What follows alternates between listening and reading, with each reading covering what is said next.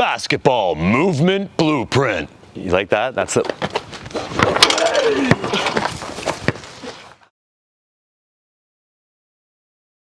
All right, guys, controlled articular rotations. What we're gonna do is we're gonna move every joint 2 repetitions one way and then 2 repetitions the other way. We'll start off by giving ourselves just some muscle voluntary contractions. So I'm gonna use the term irradiate or irradiation more often. So when you hear me say that, you know exactly what I mean, right? Just contract or stiffen up your body. So let's start just kind of by gripping the ground with our feet. You're almost corkscrewing your feet into the ground so you kind of feel a little more full in your hips and in your legs, yeah? If you squeeze your fist, approximately 30% of your effort, guys, I want you to contract, stiffen up, and or again, irradiate your body, okay? So if I was to come and move you, I wouldn't be able to move you, right? Then from there, I just want to flex my chin to my chest, and I'm gonna go and scrape it along my collarbone. Watch me do a pass first, Sam. Then I'm gonna side bend, and then I'm gonna rotate it back. And then of course the other way, kind of side bend, place your chin back down on your chest and then go ahead and scrape it along. We'll go 2 repetitions, go ahead guys, 2 repetitions one way and 2 repetitions the other way. We could do more reps, but we're just gonna simply work with 2 today, get through the whole body. And obviously 2 more than 1, obviously the second rep's gonna be better than the first rep, right? So that's kind of why our magic number will be 2 reps today. Good, there's no wrong way to move, guys. That being said, if something does hurt in any of these joints that we are gonna train today, you might just bypass where it hurts or make the movement smaller. Does that make sense, fellas? Yeah. Okay, good. Any cracking in any of these joints that we train, not uncommon, okay? Even cramping, not uncommon. Cool, so what I'll do is I'll hug myself now. Good job, Will, take your time. I'm gonna hug myself, I'm gonna flex forward. It's kind of the same way as the neck. I'm rotating, I'm side bending, I'm rotating and extending back, and the other way. Okay, what would you normally see people kind of cheat when they do this? Not that there is a cheat or a bad movement, but they might tend to move too much from the hips. So again, I'm gonna coach it up, right? Corkscrew feet in the ground, irradiate, keep that tension, hold that tension in your legs and hips. Go ahead and hula hoop your rib cage, guys, right around your vertebrae as big as you can. And we're probably keeping, again, 30% tension in the body. That might mean that we're only needing to move the joint, in this case, your spine, maybe 20%, guys, tops, okay? So irradiation is always gonna be a little higher than the moving joint. 2 in one direction, 2 in the other direction. We could do these drills kneeling, we could do them on the ground. There's many ways to do them. We'll keep it simple today and we're just standing, moving our joints, okay? Controlled articular rotations, or CARS is the acronym.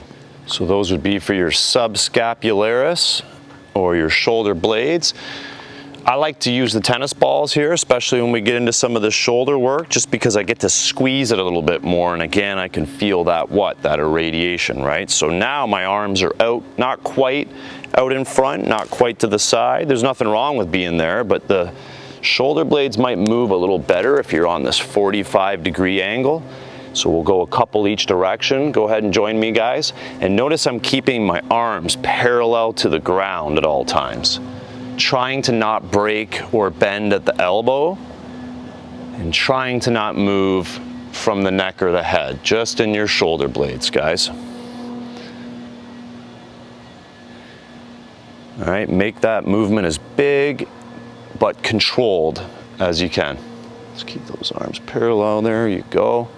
A little more 45, watch they don't get too far out from you. And now I'm laying sideways, guys. This arm, this torso, this leg, I'm pushing into the ground. How much? 30%. 30%. This hand down too, can push it. I'm gonna flex at my hip.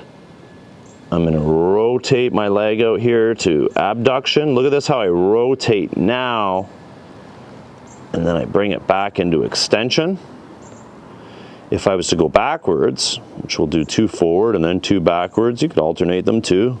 front to back if you want. Got a nice hip crack there. You can see how I brought that around, okay? So we have flexion, abduction. There's that internal rotation that you were just doing on your back, right? That's why I like to start on the back, so that you know when you get here to feel like you're doing that same internal rotation. And then what's it doing going back behind me, Sam?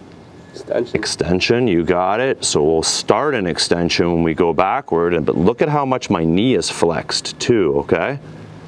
And then there's external rotation, the opposite of your internal, coming back through and around. Go ahead, guys, into flexion, all right? So take your time, try to feel every little part of your hip. Remember, we're pushing our whole body into the ground, about 30%. Nice, make room for that leg to flex by getting that arm out of the way if you need to. I even like to I like to reach it out way out here, yeah. Nice. There you go. Now, I won't do this yet, Will, but imagine if I put this tennis ball here and I wanted you to squeeze it. Yep, so imagine it's there and you're squeezing it, and you can get more of that knee flexion, right? You might feel that hamstring just lit up now, yeah? Good, Sam. A little shaking and quivering. Not uncommon, dude. I like to just get an object, squeeze it by pushing it into the ground, right? Can use anything, Sam. Kettlebell handles. What are you feeling about with those hips, guys? What do you think? Once I get to that end range at the top, my leg starts like shaking. Yeah, I saw that. Do you feel that it was the hardest one to move so far? Yeah. Biggest joint in the body, right? Biggest bone, biggest muscles. Those ones are going to take some effort. They're going to expend a little bit of energy. Okay, so if we go to our next joint down, our kneecaps, our patella, I'm going to ask you to get in this number 4 seated position with me. And then this offset this leg so it's relaxed. I'm not flexed in the quads. I'm nice and relaxed. And you should be able to move your kneecap manually in a couple circles each direction 2 times. Okay, it's not a joint, or that patella bone doesn't necessarily move actively. Right? Of course, when we bend our knee, it will a little bit, but we want to get some movement in manually with your hand. And then this next one's interesting, guys. My tibia, which is my shin bone, right? I want to get rotation in here, but the knee, what the knee also does is it flexes and it extends, okay? So I'm just gonna put my arm kind of behind my leg here. It's important that we don't have the foot be the main mover, even though it will move. So pull the ankle back into a dorsiflex position, toes back towards your nose. I'm gonna rotate my shin bone and tibia out. I'm gonna straighten my knee a little bit here so I get a little more extension, rotate it in, bring it down, out. Go ahead and I invite you guys to give that a whirl, a couple each direction. Yep.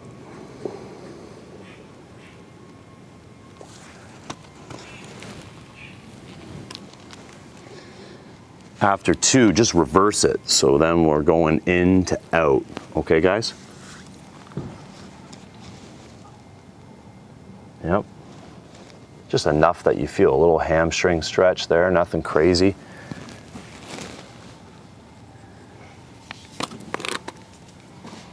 So a good tibia, a pretty elite tibia even, might move about 40 degrees or so. Of course, everybody's anatomy is different, guys. It's such a small movement, but make sure we're getting some movement there nonetheless. The more we're doing these too, if you find any of them are funky and you're not content or you're not happy with the way it's moving or not moving, I'll show you the sauce after, guys. We'll get to those strategies after. Okay, last guy to take their shoes off is a dirty, rotten, what? Dirty, rotten what? What's it gonna be? That kind of one. Socks too. What? Dirty, rotten egg. Don't be a dirty, rotten egg. Oh, yeah, well, yeah. 100 push-ups after this, Will. That would be savage. I would not make you do 100 push-ups. Okay, there's other things to do. So we're gonna move our ankle, and then what I might suggest actually, guys, because sometimes people move at their tibia, which is what we just did, while moving the ankle. So if you could go back in this number 4, this you're gonna feel in this part of your hip, I know you will. Keeping your knee straight, can you move your ankle? And keeping your knee straight will block that tibia from moving. And we'll go 2 one way, 2 the other way. By the time you're done 2 each way, this part of your hip flexor and quad are gonna be a little more juicy. Try not to move from your toes. You might feel or see your toes moving a little bit, and you could just squeeze them together if you need to prevent that from happening. It's hard. I know, right? I like this version of it for that reason, that you will get some activity in that hip, and then again, it will block your tibia from rotating. You should be able to get 2 reps each way in that position, guys. That's light work. Good job. So number 4, base position. See the draw at 4, right? We'll use that base position in other training. Nice. See those toes moving, Sam? Try to control that again. Make it smaller and just move your ankle.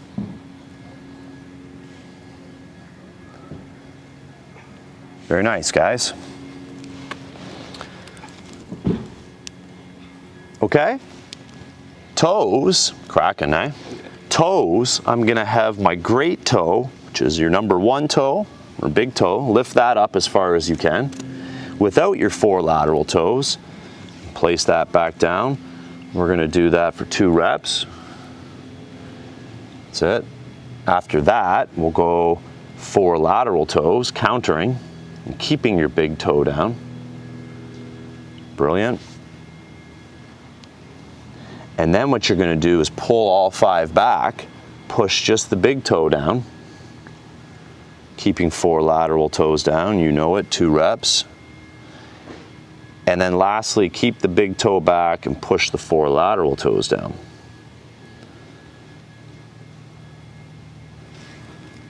Let's get these guys now.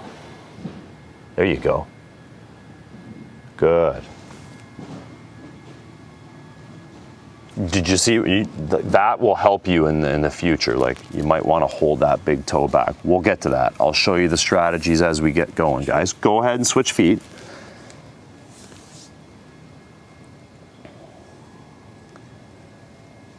Big toe rather, 2 reps. Dos. 2 minutes. Dos. Miami. This is a lot of focus. That's exactly what you're working on here, guys. When Will said I gotta focus, right? And the ones that you might need to concentrate and focus on more, let those be maybe a concern for you. That, not a concern maybe, but you know, just what's the word I'm looking for?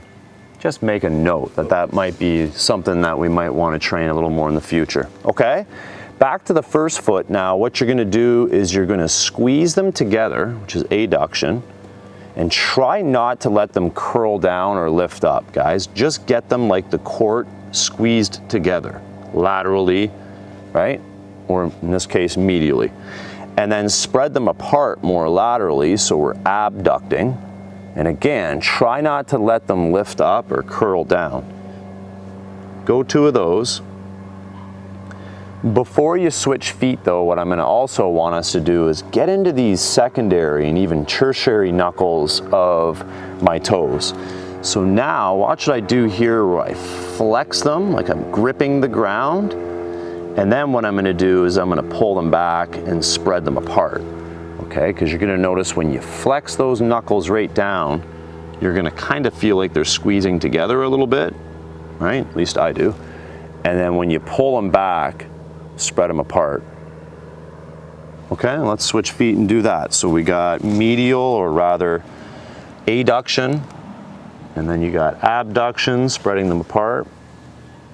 And then we'll go and flex and extend those little secondary and tertiary knuckles. Good, and again, Will, in the future, if you kind of need to use your hand to assist any of these, you can. Just try to do what you're doing for now, though, without the assistance, just to gather a little information and kind of self-evaluate or assess yourselves, guys. By the end of this CARS routine, you guys should know, okay, maybe this one, that one, these are the ones that, coach, were a little harder for me. We'll have that conversation, okay, right after this one. Did you notice, guys, when you were doing this one where you're curling, kind of flexing all those other little knuckles of your toes? Sam, what's my arch doing? Like Kind of rises up, right? And then maybe when I pull them back, it might flatten down a little bit. So, guys, what does your foot do or act like? A spring, right? So if your toes and your feet and your ankles don't move very well and the spring doesn't act like it's supposed to, like a spring, think about how much now forces you're putting into the rest of your body if you're not absorbing those forces via a functioning foot and ankle complex, right? Okay, so as I was just mentioning, any one of these really stuck out for you, Will, that you would want to maybe think about practicing a little bit more on your own? Probably my toes and my hips. Toes and hips. Most people, I think, tell me that, so Yeah. very common. hips, and yeah, toes. Toes and hips it is.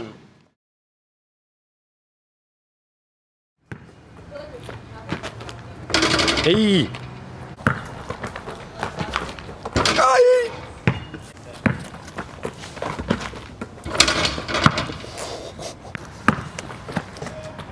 Oh yeah. Oh my god! Oh yeah. Oh yeah.